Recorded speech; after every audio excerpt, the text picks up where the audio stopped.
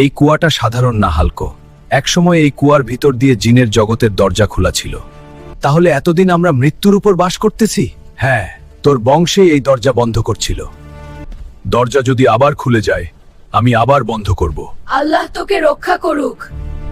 এইটাই সেই জগৎ। ফিরে যা, মানুষের জায়গা না এটা। আমার গ্রাম মানুষের জায়গা।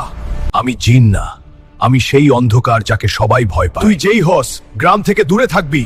এই দরজা যদি বন্ধ করতে আমার জীবনও লাগে, তবু গ্রাম বাঁচবে। তাহলে আয়, শেষ খেলায়। এই জগৎ দুর্বলদের জন্য না। আমি দুর্বল না, আমি দায়িত্বশীল। দেখ, তুই ব্যর্থ হলে কি হবে? এইটা মিথ্যা কিন্তু ভয়ঙ্কর। হাল্ক, আমরা তোকে বিশ্বাস করি। ভয় দেখাইলে আমি ভাঙি না, ভালোবাসাই আমার শক্তি। থাম, এই দরজা বন্ধ করলে তুই ফিরতে পারবি না। ফিরি আর না ফিরি, গ্রাম বাঁচুক।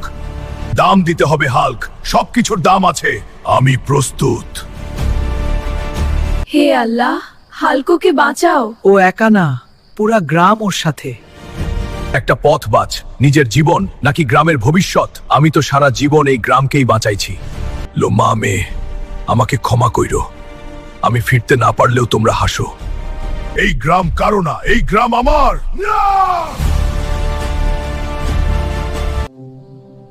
সব শেষ?